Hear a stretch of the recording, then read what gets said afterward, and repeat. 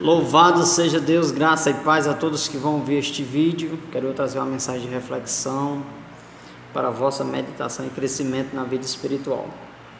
Nesta feita eu estarei falando sobre a intercessão em oração, E por que não dizer a intercessão feita pelos santos, certo? Mas Marcelo, existe? Você crê na intercessão dos santos? Sim, creio, ela existe e continuará existindo até o dia de Jesus voltar, Os santos, ele tem esse chamado ministerial de interceder, por todos os homens, em prol da salvação deles e libertação. 1 Timóteo capítulo 2 diz assim a palavra do Senhor: admoeste, pois, antes de tudo, que se faça deprecações, orações e intercessões e ação de graça por todos os homens, pelos reis, por todos os que estão em iminência, para que tenhamos uma vida quieta e sossegada em toda piedade e honestidade. Porque isto é bom e agradável diante de Deus, nosso Salvador, que quer que todo homem se salve e venha ao conhecimento da verdade. Porque há um só Deus e um só mediador entre Deus e os homens, Jesus Cristo, homem. Amém? Louvado seja Deus. Olha que texto maravilhoso. Um texto que muitos às vezes até citam o verso 5, assim um pouco amputado, para mostrar que Jesus é o mediador, é o único mediador, e de fato é. Jesus, ele é o mediador da nova aliança, isso é fato, não tem discordância.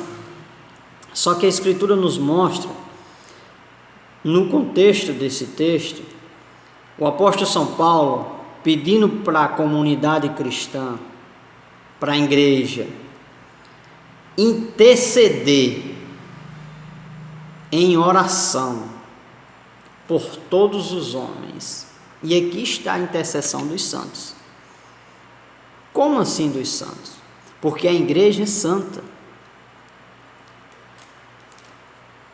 Segui a paz com todos e a santificação, sem a qual ninguém verá o Senhor. Hebreu capítulo 12. O apóstolo São Pedro também escreveu, louvado seja Deus. 1 de Pedro, capítulo 1, versículo a partir do 15.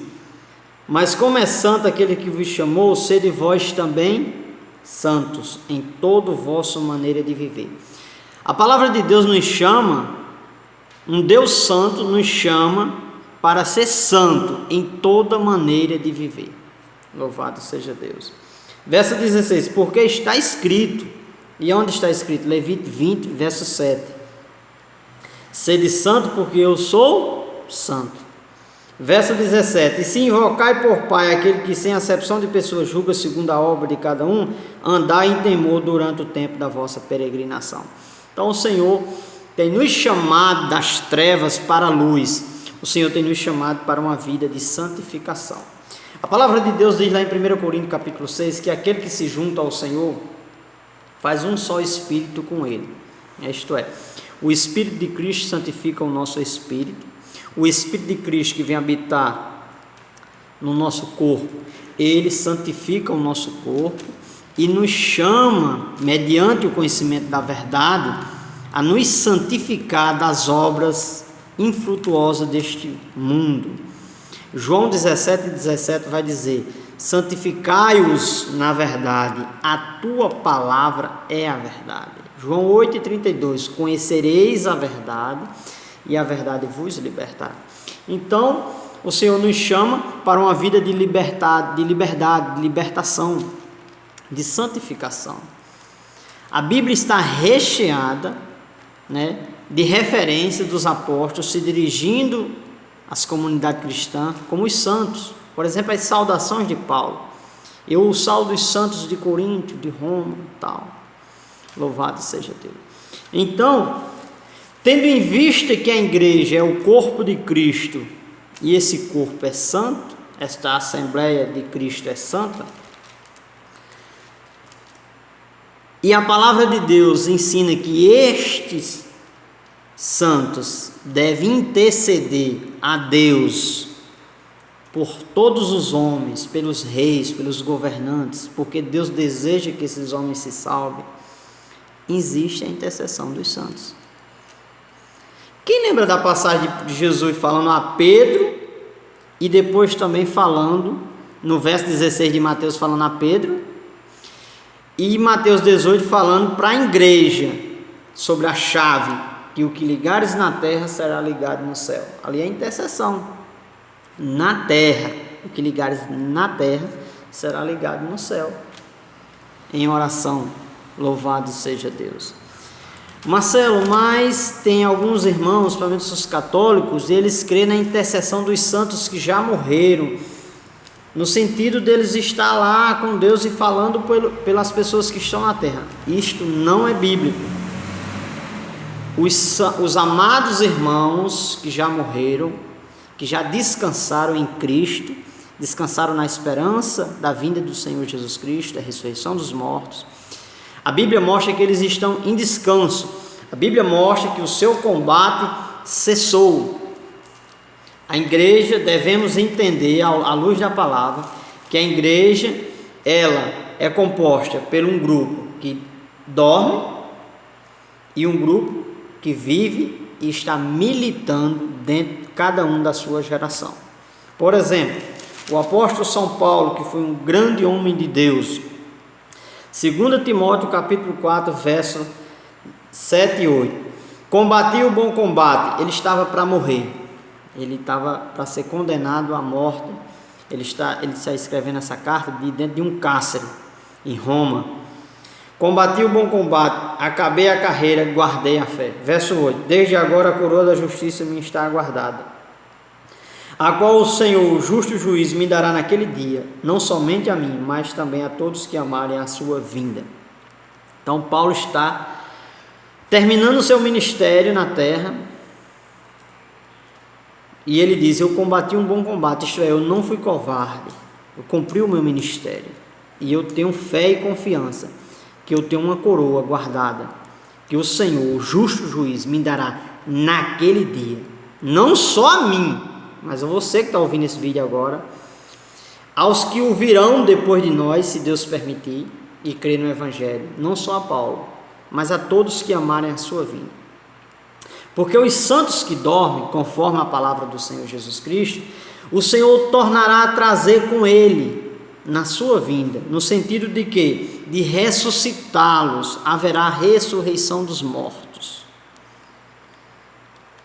Todos os salvos do Velho Testamento e do Novo Testamento, todos os salvos de todas as épocas, ressuscitarão por ocasião da vinda gloriosa do nosso Senhor e Salvador Jesus Cristo.